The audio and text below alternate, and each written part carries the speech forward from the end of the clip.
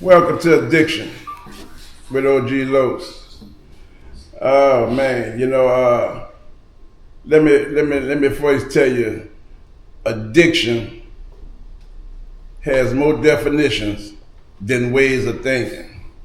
So addiction could be anything. And yeah, man, we're here to tell real stories and real recovery. You know, my guest here today, bro, is a partner that go way back in the days with me, man. When the only people existed was chocolate dice. You know what I'm saying? And OG Low. and I asked Oliver, man, to come on and tell us a little bit about himself, and about his past and about his future. Now, Oliver, I know one addiction I know for sure you got, and that's perseverance and resilience, bro. Because I always did admire you, bro, for your perseverance, bro, and looking at the trials and tribulations and shit that you went through, and that didn't stop you, bro. You kept on walking like you're going somewhere, bro. And that's some big shit for me. That's some big shit for me to watch. You know what I'm saying? Well, first of all, man, it's an honor. And we've talked before. I'm that little generation behind you that always used to look up to you. And I told you that years ago. Of course, we didn't know what the battle was going on inside your life. All me and my crew knew was that OG Low had the pretty cars, the pretty chains, the pretty outfits, the pretty girls. And he always had money. So there was a time in our lives, and I told you this several years ago, me and my friend, we were like, man, we won't be like him. Now, of course, later we find out what you were dealing with. But when you talk about addiction, man, everybody, one of the biggest lies is when people say that they've never been addicted to anything. There's some people that are addicted to not being addicted, which they're so focused on it that they don't allow themselves to live. And of course, for me, I've dealt with butter pecan ice cream. I'll never forget, man, I thought that every week we had to go to the racetrack. I was addicted to trying not to follow the path of some of my family members, And sometimes you can be addicted to being a do-gooder. But no, we've all fought addictions, and that perseverance comes from being able to reach a point where you can find comfort in other things, whether it's faith, whether it's folk who go through 12-step programs or programs to help them, or finding something where whatever that addiction is, there's something to counter it. Yeah, okay. Now tell us about the addictions that you had. Yeah. Well, I mean, we used to love to go to the racetrack. That was something my father worked there. We came up there. I thought that if it was a Friday and a Saturday, that we had to be there. And at some point, if you're not careful, if you can't control it, if you don't have something that's balanced, those things can consume you, and it would consume too much time. But we thought it was a way of life, because that's what the OGs and the older people in our family, that's what they did. And then you look up and you're like, nah, man, I need to be doing something else. There's somewhere else I can be. Oliver, you drink alcohol? No. Don't drink, don't smoke. But there's a reason for that. I went hard the other way because I saw what it did to people in my family, people that I love. And I will never, ever forget a moment. It was 2:00 in the morning. A friend of our family, a young man I played ball with, came knock on our door at 2 in the morning. And everybody who knew Lo in our neighborhood, one thing you don't do is disturb Big Oliver's piece of house. My little dad was a little different, And he was knocking on the door, man, and I went to open the door. I'm glad my dad didn't get the door, because it wouldn't have been a good scene. When I opened the door, he said, OT, man, I need $10. And I was like, what? And I'm really glad my father didn't come to the door at 2:00 in the morning, but I got up and went to the door. And it was obvious that he was talking to me about the money, but didn't realize it was his friend he grew up with.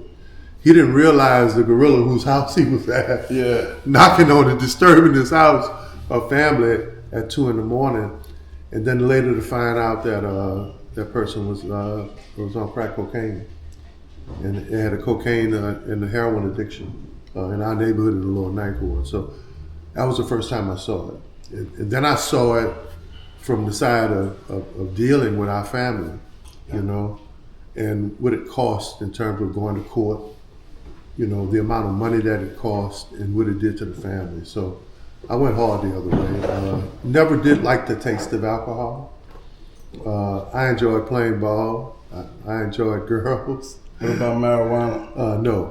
No, that never was my thing. Oh boy, you been a good two shoes then, bro. You're like, what about some behavioral addictions? You know, like shopping, cussing, sex, porn, all that kind of stuff.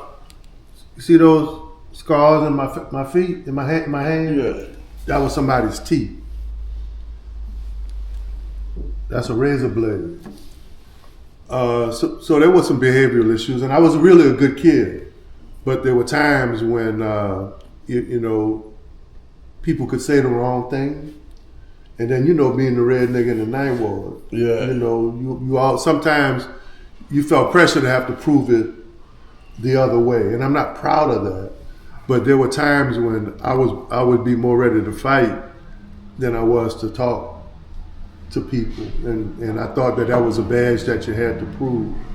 So I'm glad I overcame that part in my life. Mr. Yato tried to expel me from Lawless for behavior issues, and Coach Lombard actually talked him into keeping me in school, because that was that's important. Nobody's ever asked me that question, Lou. Most people talk about addiction being other things. Rarely do they look at behavior or mental health. And had Mr. Yato expelled me, and Coach Lombard told him, that's what he wants you to put him out. Yeah. You know, he's really a good kid. Let's keep it. He says, I'll have him come to me all week to make up the behavior. And that was a changing point in my life. Man, you're the first person that ever asked me that question, man. Yeah. You know what, bro,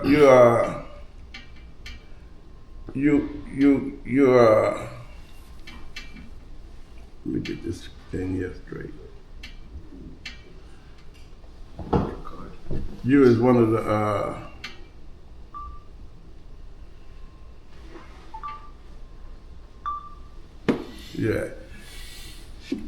the first people that I know.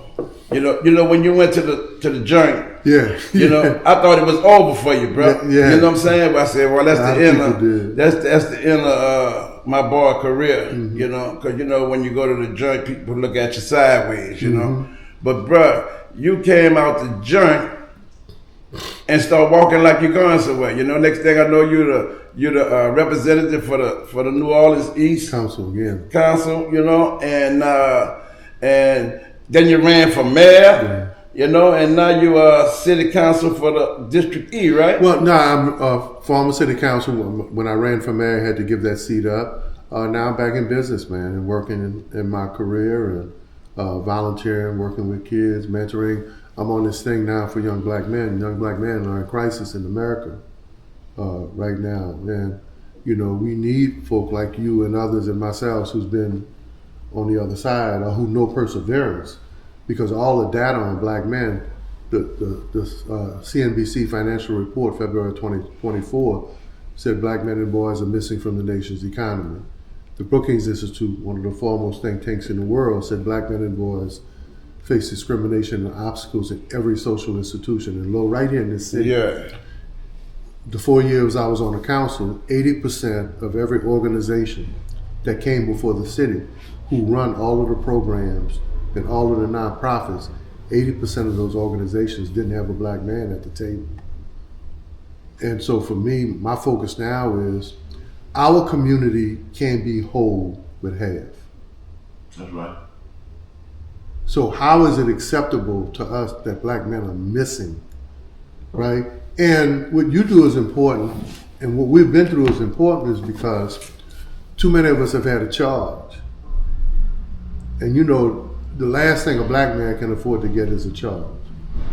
And once you get a charge, whether it's a charge or a stereotype from somebody, a charge from the criminal justice system, or just charged with some shit that you didn't do. With black men, it sticks to us too often, and we got to show young black men that you bigger than your charge. As a matter of fact, Lo, and you know, Todd, from our family, we come from a family of people who are survivors, right? Who from the underworld to discrimination to whatever. I'm leery of people who ain't been through something. Yeah. I don't know that I can trust you. I don't know that if you're going to be there when something happens. Now, I don't want people to go through what we went through, but when I know that you done went through something that you've overcome, I feel safe. I feel safer with you. You know, Oliver, back in the days, bro, when we was coming up, you know, it was the alcohol, the weed, the angel dust, the PCP, Right. and all of that kind of stuff. But the shit they got out here now, oh man, what you think about the epidemic that they got going on now with the pills and the fentanyl and tranquilizers and stuff? They're young people in high school now that figure they got to pop pills, they got to do certain drugs. I mean, Adderall. I mean, different type of overcoming depressants or antidepressants. And many of them, 12, 13, 14, in many cases, as many young women as they A lot are of women. as they are young men. So, but isn't that what the society wants? So, Lo, one of the moments I think about when they kept me in 23 and 1, right? My first week in prison, I was in 23 and 1, like I was a mass murderer, right? Yeah. But I had been sideways with the government, so they put me in the worst conditions possible. And I'll never forget the woman who came around. Now, I'm in the joint, I'm in my cell 23 hours a day. Every morning that lady would come around with a cup of water and a cup with a pill. No, bro. And I'm like, what the pill for? She wasn't gonna leave till I took it. That's to put you on stuff. Yeah. And then the OGs in the joint, because a lot of them knew who I was, I'll never forget black men and them sending me messages saying, man, don't take that.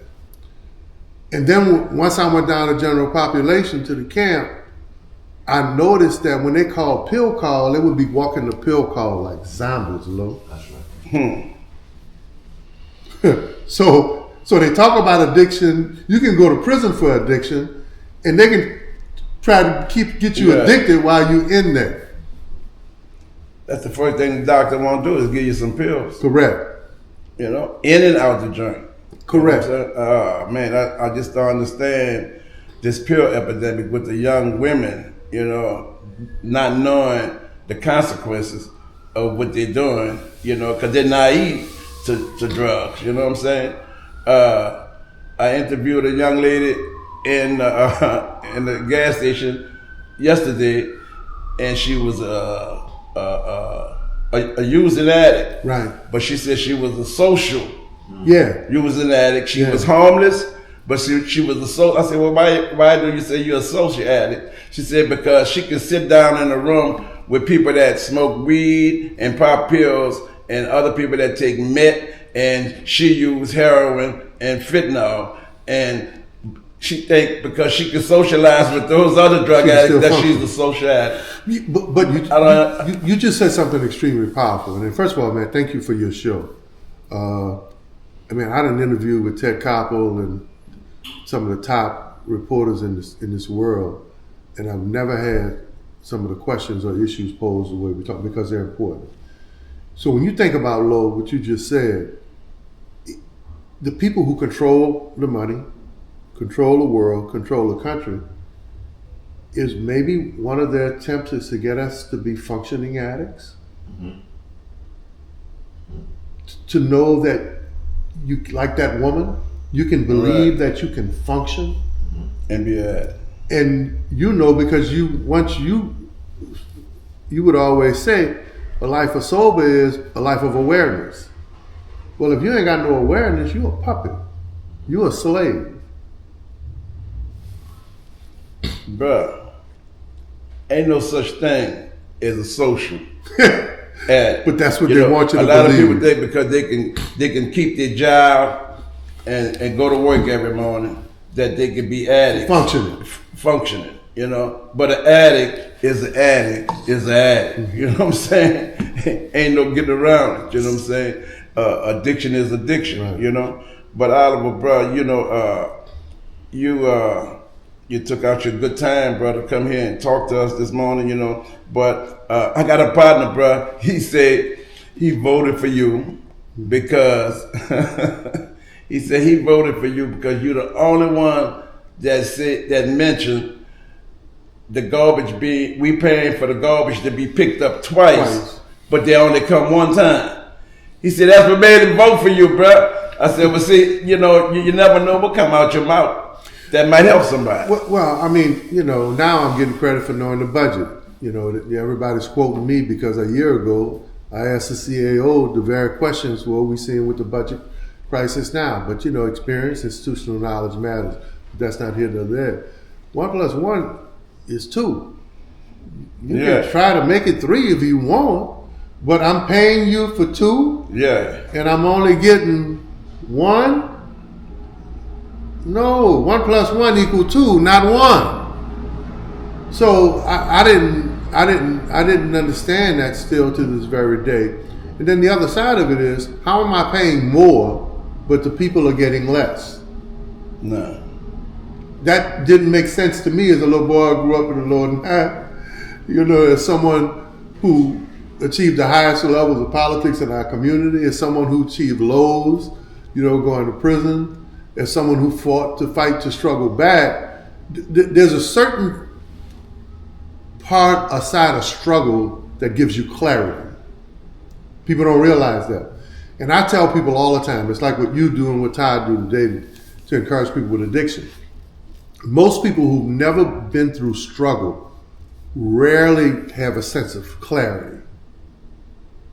You know, I tell folk all the time, man, so, and Lo, you know this, the person who was starving, who couldn't eat, man, they savor food as a blessing.